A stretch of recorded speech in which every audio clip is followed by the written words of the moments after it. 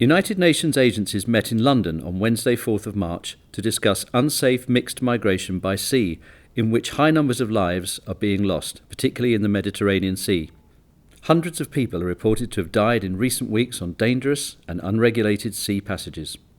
Senior officials from several concerned agencies and organisations attended the high-level meeting, which was hosted by the International Maritime Organization.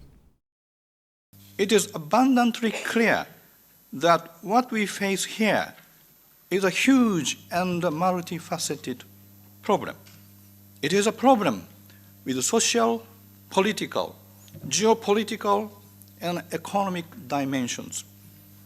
The search and rescue system maintained by the shipping community is not designed for rescuing hundreds of thousands of people drifting on hundreds of small, unseaworthy boats left in shipping lanes.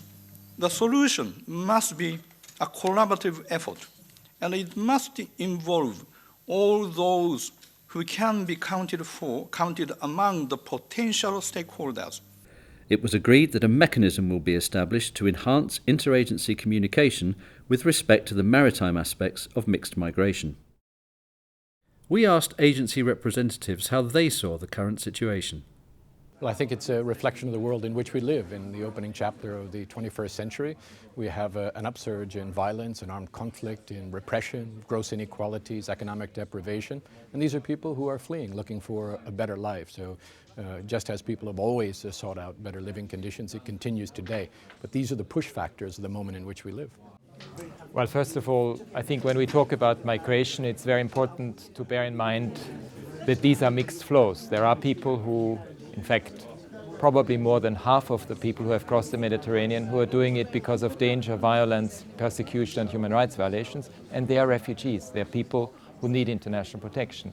Yeah, we live in a time of unprecedented mobility in the world. Nowadays, 1 in 7 persons in the world is a migrant and is moving. The second reason is that we have a never before seen number of crisis situations and emergencies which displace people in huge numbers, so that we have immense push factors that push people forward to move from one country to the other. Agency representatives saw the March meeting as an opportunity to develop a positive, concerted approach. Well, I think what we have seen all day so far in this meeting is that there is a broad recognition that this is a multi-dimensional problem and it requires multi-dimensional solutions. That if you focus, for example, only on enforcement, you're bound to lose. This is also about, as I've said, push factors, it's about rescue, it's about protection, it's about making sure there are adequate, safe channels of migration so people are not compelled to take these dangerous routes. So the beauty of having the entire international system come together and talk about these issues is you have the expertise, the experience, and the perspectives that comes from across the spectrum on this. And that's the nature of the problem, so it has to be the nature of the solution. Today's meeting is a good step forward for the organizations in order to increase their synergies. Each one of us has different mandates, comes from different perspectives, and I think it's extremely important that we all join forces in order to help member states address a problem, because it has to be said that the initiative and the solution to this problem lies with the member states, who have to do their utmost to address, especially the organized crime involvement in migrant smuggling. We are all trying to find what our role is, and obviously that has to be done in cooperation with each other. And so I think this meeting is another very important follow-up meeting to a number of measures that have been taken over time, and I think we look very much forward to collaborating further on this. Thank you.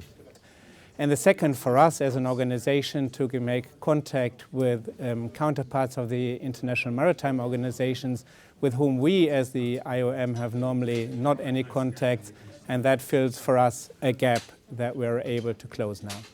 Coast Guards, navies and the rescue infrastructure as a whole are all being stretched to breaking point. They have barely been able to deal with the tidal wave of people needing to be picked up from the sea.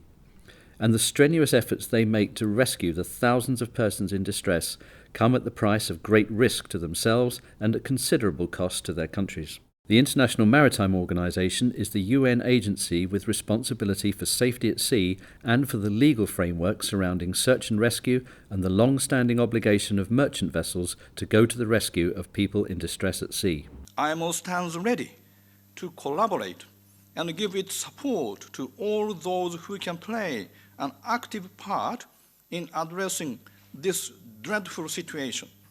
And I am thinking here of the organizations represented here today. We need to work together to develop impact-oriented actions. As an international community, we need to deliver as one.